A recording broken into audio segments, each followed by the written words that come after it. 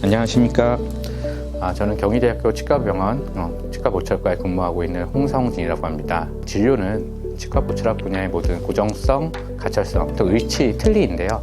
고정성, 가철성 다 진행을 하고 있고요. 학생들 강의하는 분야는 우리가 이제 크라운이라고 많이 알고 있죠. 치아에 붙이는 방식인 고정성 보철물 위주로 강의를 하고 있습니다.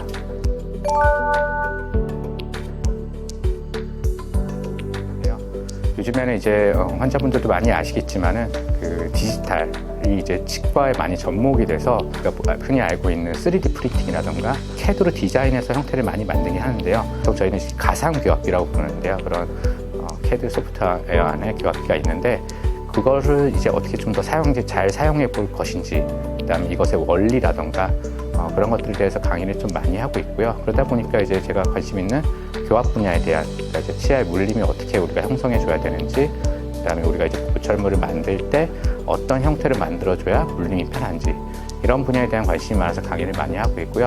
또 한 분야로는 이제 요즘에 이제 임플란트가 사실 이제 우리나라에 들어온 지도 한 40-50년 정도 되긴 했는데요. 그러다 보니까 이제 조금씩 문제점들이 많이 발생되고 있습니다. 기계적 합병증이라고 하는 임플란트는 뭐 아시는 분은 아시겠지만 이제 밑에 뿌리랑 위에 머리가 나사로 연결되어 있는데 나사가 풀어진다거나 부러진다거나 이런 문제점이 하나 있고요. 이제 치과 보철학 분야를 하다 보니까 기계적 합병증에 대해서 우리가 어떻게 대처하고, 그리고 실제로 나사가 파절되거나 이렇게 됐을 때 어떻게 좀 쉽게 제거해 볼 것인가, 그걸 제거해야 밑에 뿌리를 쓸 수 있기 때문에요. 그런 류의 강의를 주로 많이 하고 있습니다. 아까 말씀드린 내용이랑 사실 조금 이어지기는 하는데요.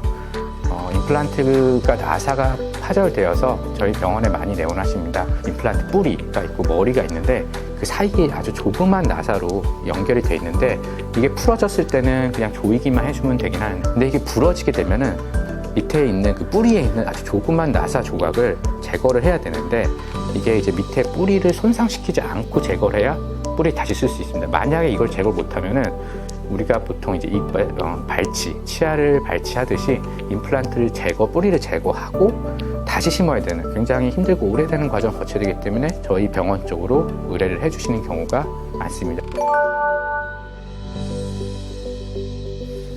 심미보철은 말 그대로 이제 우리가 봤을 때 조금 미적으로, 이게 흔히 말하는 이쁘다, 아니면 뭐 색이 자연스럽다, 어떤 치아가 봤을 때 이게 보형물이나 보철물 같아 보이지 않는다, 이런 자연스러움을 추구하는 그런 게 필요한 부분이고요.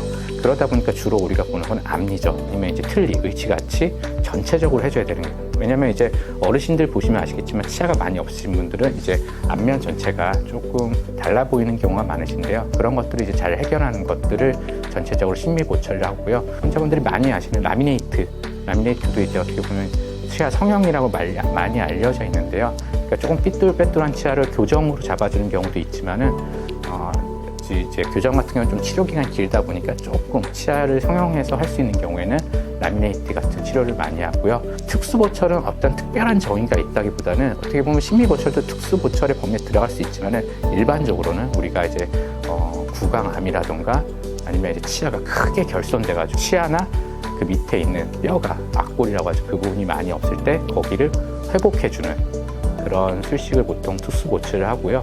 외국에서는 사실 안구가 이제 없을 때도 그런 보철적으로 해결하는 경우도 있습니다. 환자분들이 이제 여러 치과를 다니셨을 때 치료 계획이 각각 다른데 어떤 게 맞냐라고 물어보실 때가 있어요. 근데 사실 이것도 맞을 수 있고 저것도 맞을 수 있긴 한데 환자분들은 사실 그거에 대해서 정확히 알기는 어려우시잖아요. 그러면 나는 어떻게 판단하냐라고 했을 때 제가 말씀드리는 게 있긴 한데, 물론 이제 그 치과 의사 선생님들은 경험이 있으시고 어떤 진료의 수준도 조금 차이는 나긴 하겠지만요. 환자분들이 그런 것들을 들어보셨을 때 이 정도 치료 기간과 뭐 비용, 그다음에 치료 결과를 들어봤을 때 동의가 되신다라고 하면은 그걸 믿고 가셔야 되고요. 단순하게 이 두 가지를 내가 어떤 게 옳냐 틀리냐로 구분해서 판단하시기에는 그건 저도 좀 어렵고 환자분들도 어려울 수 있기 때문에 의사 선생님들의 그런 고유의 방식이나 치료의 철학이 있기 때문에 들어보시고 동의가 되시면 진료를 진행하시면 좋다고 생각합니다. 처음에는 제가 이제 전공의하고 처음에 이제 환자분들을 뵐 때는 제가 아는 지식에 맞춰서 그 틀에 이제 환자분들을 끼워 넣어서 이게 옳다고 생각하는 진료를 많이 하려고 했었는데요. 물론 지금도 그 원칙은 같은데 제가 이제 환자분들이 또 오실 때 원하시는 그 높이나 내가 어디까지 진료를 받고 싶고 원하시는 결과가 좀 있으십니다. 그거에 대한 대화를 좀 하고 충분히 좀 설명이 된 다음에 진행을 해야 치료 결과가 좋습니다. 그러니까 요즘에는 이제 너무 제 생각에 맞춘다기보다는 환자분들의 입장이나 생각을 조금 더 들어보려고 노력을 많이 하고 있습니다.